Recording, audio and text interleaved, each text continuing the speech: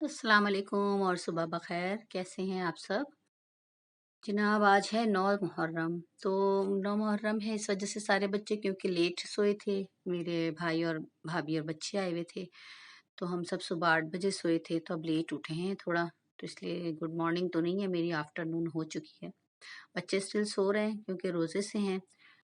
तो मैंने कहा चलो पहले हमेशा की तरह वेदर अपडेट हो जाए। तो बाहर ठीक है मौसम, बारिश के सी कुछ आसार हैं लेकिन लगता नहीं कि बारिश होगी। बहरहाल क्योंकि आज 9 मुहर्रम है इसके हिसाब से कहा जाता है कि आज अपना रिज़्क जो है वो दस्तरख़्वान जो है वो कुशादा रखना चाहिए।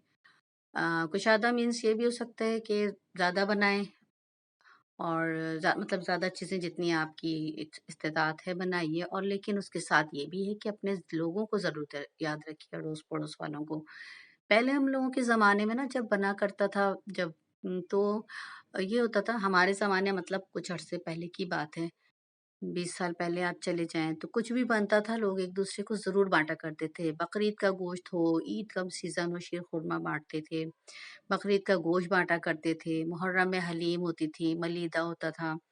मतलब जो भी इवेंट होता था ना उसके हिसाब से लोग चीज़ें बहुत पकाया करते थे और बाँटा भी करते थे, खुद नहीं खा जाते थे। आजकल तो ये हो गया है खुद बना लो और खुद ही खा लो।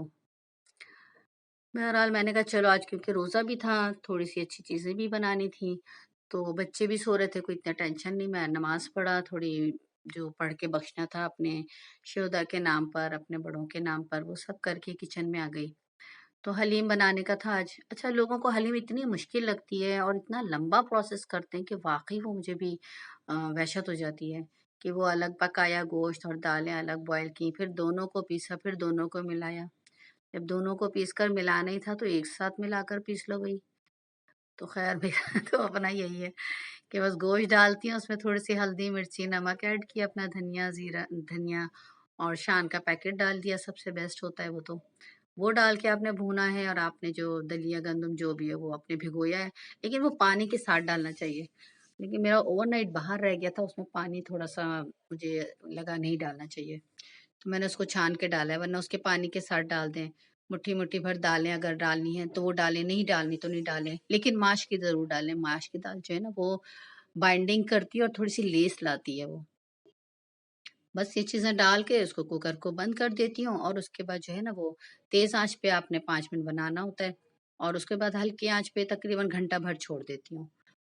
मेरे पास हैंड ब्लेंडर है तो वो आसानी हो गई ज़िंदगी में, ये चीज़ें जब से आई हैं अल्हम्दुलिल्लाह। तो बस वो जो है हैंड ब्लेंडर से उसको ब्लेंड किया और उसके अंदर जो है प्याज ब्राउन करके डाला और उसके अंदर थोड़ी सी हरी धनिया डालनी है वो डालें, थोड़ा सा तेल का तड़का ऊपर डालें या घी का, और उसको अपने मुताबिक पतला कर लीजिए, जितना रखना है उसको थोड़ी देर पका लीजिए दम पर, बस तैयार है हलीम।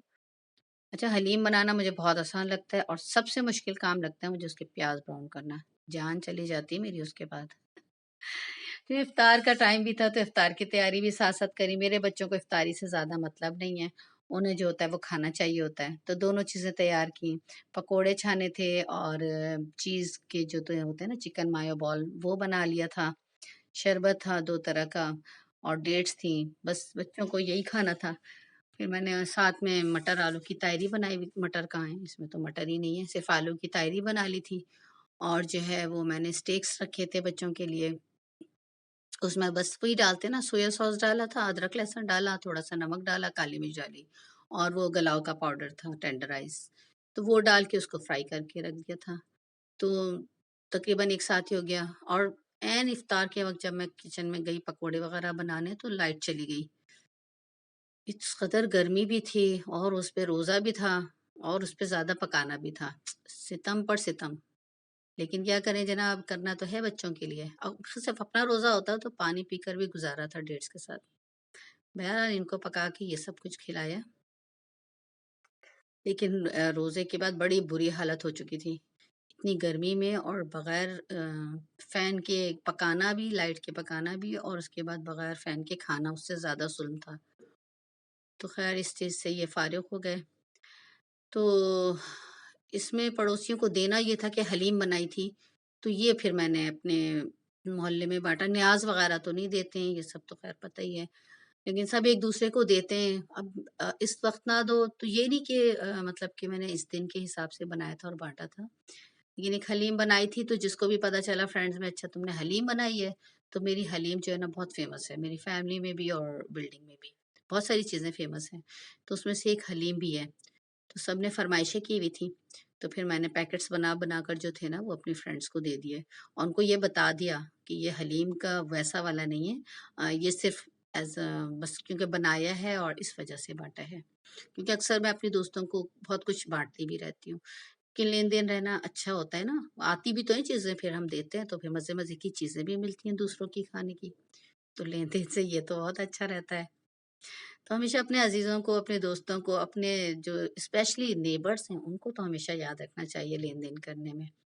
اور ہمیں یاد ہے ہم جب ہوتے تھے لوگوں کے گھر سے وہ چنے کی دال کا کھچڑا محرم کے دن، وہ ہمارے یہاں بھی بنتا تھا اور جو ہے وہ پڑوسیوں کے یہاں سے بھی آیا کرتا تھا. تو ہم سب کا چکا کرتے تھے کہ اس کے گھر سے کیسا آیا، وہاں سے کیسا مزیدار ہے، ان کے یہاں سے تو بہت اچھا آتا ہے اس لیے وہ میں کھاؤں گی. اس پہ بھی ہمارا رہتا تھا. تو یہ بڑا مزیدار ہوتا تھا جی. پھر اور وہ ملیدہ بنتا تھا آٹے کا، روٹیاں بنا کے اس کو میش کر کے، وہ بہت یمی ہوتا تھا.